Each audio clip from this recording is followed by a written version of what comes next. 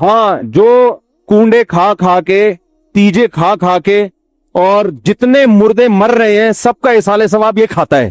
ایسے بھی ہیں، اس طرح کے بھی ہیں نا. میں ایک واقعہ نہیں بتاتا، ایک بدعتی مولوی تھا، اس کے کسی کا انتقال ہو گیا، تو اس مولوی کا بھی انتقال ہو چکا تھا. تو وہ جمعرات کے کھانے پر بلایا. میت کے لواحقین نے کہا کہ پہلے تو آپ کے ابا کو بلاتے تھے، اب ابا نہیں ہے تو بچے آ جائیں. تو بچے جب کھانا کھانے کے لیے جانے لگے، جمعرات کا کھانا، تو بچوں کی ماں نے کہا دیکھو بیٹا، اتنا کھانا ہے کہ باپ کی روح کو تسکین ہو جائے کہ میرے بعد یہ سلسلہ ختم نہیں ہو، اور باپ کو بدنام نہیں کرنا، باپ کی روح کو تکلیف نہیں پہنچا. بدنام نہ، ناک نہ کٹوا دینا معاشرے میں، طبیعت سے پھوڑنا بیٹھ کے نا.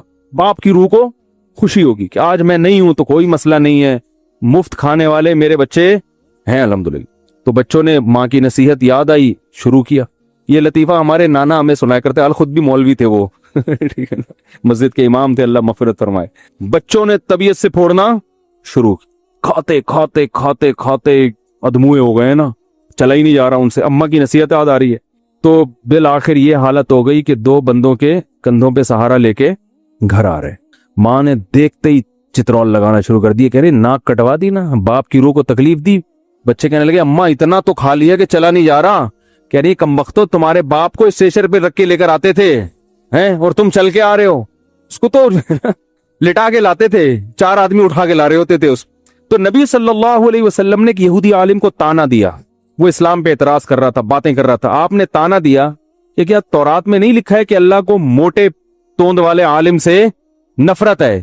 تو پہلے اپنا حلیہ تو دیکھ، کھا کھا کے توند نکالی ہوئی ہے، تورات پر عمل کر نہیں رہا جو اللہ نے تمہیں کتاب دی تھی، اور ہمیں کیا کر رہا ہے؟ نصیحتیں کر رہا ہے. تو اس سے پتا چلتا ہے کہ تانا بعض صورتوں میں، اس سے ایک تو یہ بھی پتا چلتا ہے کہ اللہ کو زیادہ کھانا، بولو بھائی پسند نہیں. جمعرات کے بھی کھانے ہیں، ادھر سے کونڈے کا کھانا آ گیا، ادھر سے پتہ نہیں کیا کھائے جا رہے ہیں یار. اسلام میں تو بھائی روزے رکھنا ہے، پیر جمعرات کا رومی. دیکھو نبی صلی اللہ علیہ وسلم کے یوم پیدائش میں آپ نے روزہ رکھا ہے. ہمارے یہاں دیگیں پکتی ہیں 12 ربیع الاول کو نا. اگر فرض کر لو 12 ربیع الاول یوم پیدائش ہے تو پھر تو روزہ ہونا چاہیے. دیگیں ہو رہی ہیں، دبا کے کھا رہے ہیں، کھچڑے پک رہے ہیں، کھیرے کھا رہے ہیں. تو ہمارے نبی نے اپنی یوم ولادت پہ بھی روزہ رکھا. اسلام نے بتایا کہ بھائی توند بھرنا اچھی چیز نہیں ہے. نبی صلی اللہ علیہ وسلم کے پاس ایک کافر آیا، آپ نے اس کو دودھ پیش کیا. مہمان کا اکرام ہے نا، تو کافر کا بھی آپ اکرام کرتے تھے. دودھ پیش کیا، اس نے ایک پیالہ بھر کے دودھ پیا، آپ نے ایک اور پیش کر دیا، وہ بھی پی گیا. آپ ایک اور پیش کیا، وہ بھی پی گیا.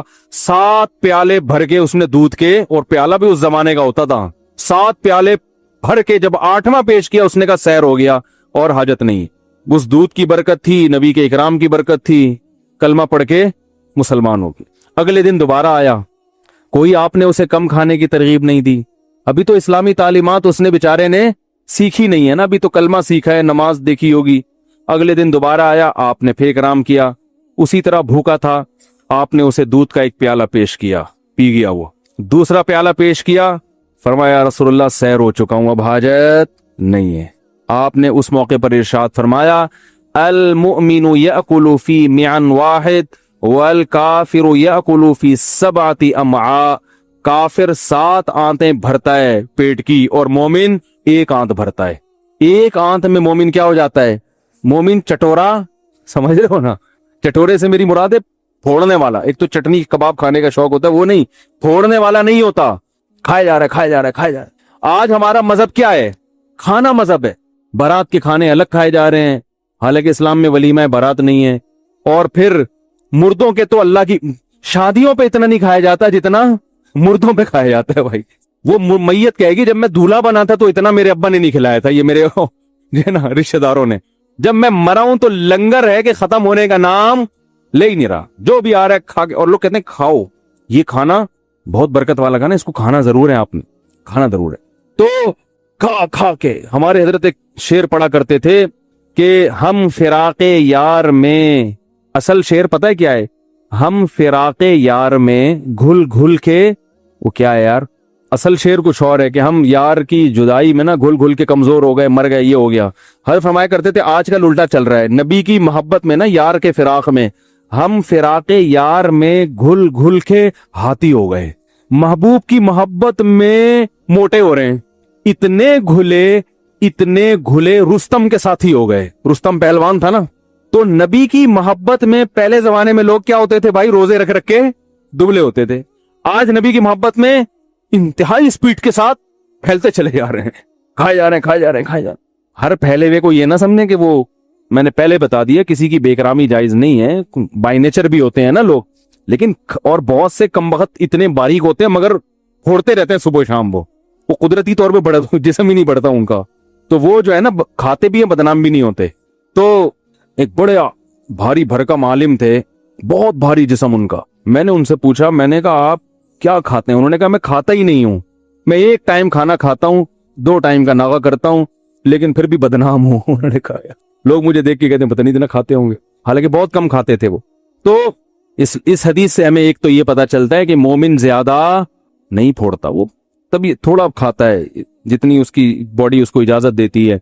तो आप सल्लल्लाहु अलैहि वसल्लम ने देखो इस्लाम कबूल किया, उनकी खुराक खुद बखुद, भाई एक दूध एक गिलास काफी है हमारे लिए, बस अब दुनिया परस्ती क्या, अल्लाह करो, दूसरे कामों में टाइम लगाओ, चर्बी बढ़ेगी ना और तो कुछ भी हासिल नहीं होगा। जितनी एनर्जी मुझे चाहिए थी वो एक गिलास दूध में हासिल हो गई। और काफिर का मकसद है लाइफ को एंजॉय करना, तो फोड़ता जाएगा, फोड़ता। अब जो काफिर लोग कम खा रहे हैं ना, वो डॉक्टरों की वजह से कम खा रहे हैं।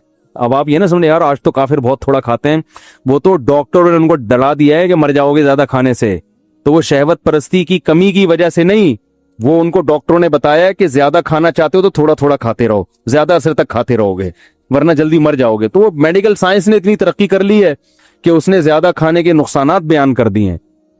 क्या वुजू में नियत करना फर्ज है? नहीं, नियत करना फर्ज नहीं, इख्तिलाफी मसला है ये। इसमें तो सबका इत्तेफाक है कि वुजू का सवाब जब ही मिलेगा जब वुजू की नियत होगी। बगैर नियत के वुजू होने से वुजू का सवाब नहीं मिलता। लेकिन नियत का मतलब ये है कि आप बस गए वुजू करने के लिए तो वो नियत ही होती है। आप बारिश में नहा लिए और चारों आज़ा आपके धुल गए तो नियत नहीं थी आपकी, तो वुजू होगा कि नहीं होगा? तो अहनाफ के नज़दीक हो जाता है वुजू, लेकिन वुजू का सवाब नहीं मिलता, और बाकी अइम्मा के नज़दीक वुजू नहीं होता। ये तो एक इख्तिलाफी मसला है, लेकिन नियत किए बगैर बहरहाल वुजू का सवाब हासिल नहीं होता। और नियत होती है, वहमी ना बने, पता चला नलका खोल के घंटा नियतें हो रही हैं वुजू की, बस जब बैठे हैं तो और क्या करने के लिए बैठे हैं, वुजू करने के लिए तो बैठे हैं यहाँ। क्या तावीज़ पहनना शिरक है? हदीस में आता है कि रुकिया और तावीज़ यानी तमाइन जो है ये शिरक में से है। यहाँ शिरक से मुराद, तावीज़ से मुराद वो तावीज़ जो शिरकिया तावीज़ हो, क्योंकि रुकिया में कभी हदीस में तज़किरा है ना कि रुकिया भी शिरक में से है। तो सबका इत्तेफाक है कि रुकिया वो जब शिरक बनता है जब उसके कलिमात शिरकिया हो। तावीज़ में अगर किसी ने या अल्लाह मदद लिख के लटका दिया तो ये शिरक कहाँ से हो गया? तो अलग इतलाक तावीज़ को शिरक है ना, ये जहालत की बात है। अलबत्ता ये ज़रूर है कि तावीज़ गंडे करने वाले शिरक की तरफ चले जाते हैं बहरहाल आहिस्ता आहिस्ता, क्योंकि तवहुम परस्ती फैलती है इससे। तो इसलिए तावीज़ अगर उसके कलिमात दुआइया हो और अल्लाह से मदद मांगी गई हो, या यानी कोई भी मुबारक कलिमात हो उसमें, तो वो शिरक तो नहीं है। लेकिन जो सुन्नत अमल है वो यही है कि दुआओं का एहतमाम किया जाए। जब कोई मसाइल हो अल्लाह से दुआएं मांगी जाएं और असबाब इख्तियार किए जाएं। कोई बीमारी है तो इलाज भी करें और अल्लाह से दुआएं मांगे, ये सुन्नत अमल है। तावीज़ गंडे में जो लोग पढ़ते हैं तो वो फिर बिल आखिर तवहुम परस्ती की तरफ जाते हैं और इसकी कोई इंतहा नहीं है। एक धागा होगा अंगूठे में, एक इधर होगा एक इधर होगा। मैंने देखा है तावीज़ वालों की हालत बेचारों की क्या होती है। इसलिए अपने आप को इन चीज़ों से दूर रखें। हदीस में तरगीब यही है कि ये सब इन चीज़ों से अवॉइड किया जाए। क्या इस्तिखारा हर काम से पहले करना चाहिए? नहीं जनाब, इस्तिखारा अहम कामों से पहले होता है, और उन कामों में जिनमें डाउट हो, आपको समझ में ना आ रहा हो कि सही बेहतर क्या है, तो उसमें 2 रकत पढ़ के अल्लाह से दुआ मांगी जाए। इस्तिखारे की मसनून दुआ बहती ज़ेवर में लिखी हुई है, आजकल तो इंटरनेट पर भी मिल जाती है। आप लिखेंगे इस्तिखारे की मसनून दुआ, वो आ जाएगी। तो उसमें ये दुआ मांगी जाए। उसके अल्फाज ये होते हैं, इनकान हादल अमरा खैरुल्ली फी दीनी व माशी व आक़िबती अमरी फ़क़दिरहुली व यस्सिरहुली, कि अल्लाह अगर ये काम बेहतर है तो मुक़द्दर कर दे, बेहतर नहीं है तो हटा दे। बाकी इसमें ख्वाब वाब नहीं आता, आएगा भी तो इसकी कोई शरई हैसियत नहीं है। करना वही है कि जो आपको समझ में आ रहा हो, और ये खूब समझ लें मशवरे की अहमियत शरीयत में इस्तिखारे से ज़्यादा है, ये भी ज़हन में रखें। क्या 3 तलाक एक साथ देने से तलाक हो जाती है? जी बिल्कुल हो जाती है। इस पर पूरी उम्मत का इत्तेफाक है। बाद में कुछ लोगों ने इख्तलाफ किया है और वो फैला दिया फिर। अच्छा, आजकल बहुत सारे मुफ्तियान किराम, बहुत सारे तो नहीं, कुछ मुफ्तियान किराम मेरे खिलाफ क्लिप बना रहे हैं कि मुफ्ती तारिक मसूद कहता है कि 3 तलाकों 3 होना ये इजमाई मसला है। हालांकि देखो फलां ने भी कहा है कि ये इख्तलाफी मसला है, फलां ने भी कहा है कि ये इख्तलाफी मसला। तो देखें, कहने पर गवर्नमेंट की तरफ से कोई पाबंदी नहीं है, कोई किसी भी टाइम पे कुछ भी कह सकता है। اختلافی مسئلہ جب بنے گا جب آپ کسی صحابی رسول سے یا کسی جلیل القدر تابعی سے ثابت کریں جو خیر القرون تھا. خیر القرون میں کوئی ایک ہمیں نہیں ملتا صحابی یا تابعی جلیل القدر تابعی، یعنی وہ تابعی جو باقاعدہ امت میں ثقہ تابعی کہلاتے ہوں، قابل اعتماد ہوں. کوئی بھی نہیں ملتے جنہوں نے 3 طلاقوں کو ایک کہا ہو.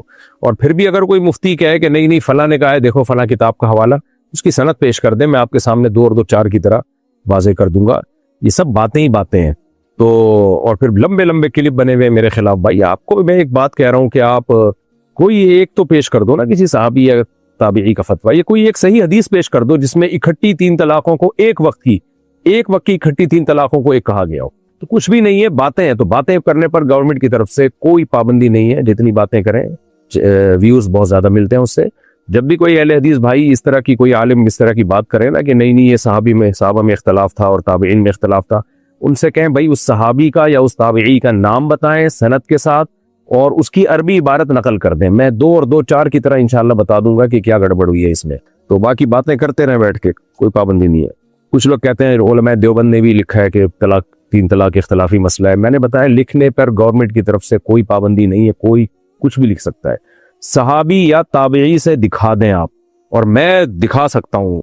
میں کیا نیٹ پہ جائیں گے دنا دن آپ کو صحابہ کرام کے اقوال فتاوی ملیں گے جن میں اکٹھی 3 طلاقوں کو 3 ہی کہا ہے، اور حدیثیں بھی ملیں گی، قرآنی آیات بھی ملیں گی. نہ قرآن میں کہیں ہے کہ اکٹھی 3 طلاقیں ہوتی ہے، نہ حدیث میں، نہ کسی صحابی سے، نہ کسی تابعی سے. اتنا بڑا دعویٰ میں کر رہا ہوں تو اب آپ اس دعوے کے خلاف کوئی ریفرنس دے دو نا کہ نہیں جی دیکھو قرآن میں یہ لکھا ہوا ہے 3 ایک ہوتی ہیں، یہ دیکھو یہ لکھا ہوا ہے، یہ حدیث میں یہ آتا ہے دیکھو اکٹھی 3 طلاقیں ایک ہوتی ہیں. کہیں دکھا دیں حدیث ہمیں بھی. وہ حضرت رکانہ کی حدیث پیش کی جاتی ہے، اس میں اتنا اضطراب ہے اور اس کی صحیح سند سے جو ثابت ہے وہ پی جاتے ہیں، کھا جاتے ہیں. اس لیے ٹو دا پوائنٹ بات کرنی چاہیے. اس میں کیا میسج پر طلاق دینے سے طلاق ہو جاتی ہے؟ جی ہاں جناب، میسج پہ طلاق دینے سے بھی طلاق ہو جاتی ہے. اگر میسج میں اپنی بیوی کو طلاق دی ہے اور اس کا نام لے کے یا اس کی طرف نسبت کر کے یا اس کو میسج بھیجا ہے طلاق لکھ کے، تو اس طرح سے ہو جاتی ہے طلاق. یا یوں لکھ دیا میں اپنی بیوی کو طلاق دیتا ہوں، تو پھر نہ بھی بھیجی ہو تو لکھنے سے ہی ہو جائے گی. نابالغ بچے کا نکاح کرنا جائز ہے. دیکھیں نابالغ بچے کا نکاح شریعت میں جائز ہے، لیکن یہ جائز ضرورت کی وجہ سے ہے.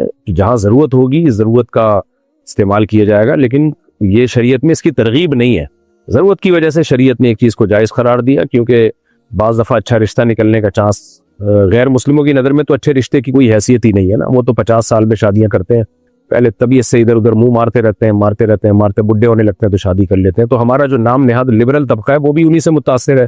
تو ان کی نظر میں زنا میں اور شادی میں کوئی زیادہ فرق نہیں ہے. اسلام میں تو بھائی زنا اور شادی میں بڑا فرق ہے. نکاح پیغمبروں کی سنت، اور زنا جو ہے اس پہ تو 100 کوڑے رکھے ہیں اسلام میں. اور شادی شدہ زنا کرے تو رجم کی سزا، پتھروں سے مار کے، حکومت پر لازم ہے کہ اس کو مارے، پتھروں سے ہلاک کرے. اس لیے اسلام جو ہے نا نکاح کے بارے میں بہت سینسیٹیو ہے. تو اس لیے اسلام کو ان لبرل نام نہاد لبرلز کی باتوں میں نہ آیا کریں. ان کی تھنکنگ الگ ہے، اسلام کی تھنکنگ الگ ہے. اسلام جو سوسائٹی بنانا چاہتا ہے وہ بالکل ڈیفرنٹ ہے، اور یہ ہمارے نام نہاد لبرلز لوگ ہیں جو سوسائٹی بنانا چاہتے ہیں، یہ گدے گھوڑوں والی، کتوں بلوں والی سوسائٹی بنانا چاہتے ہیں. ان کے یہاں فیملی کی کوئی حیثیت ہے نہیں. اور آپ دیکھ لیں، آپ بڑے بڑے گھروں میں جا کے اب ان میں بھی کتے بلے ہی آ رہے ہیں بچوں کی جگہ.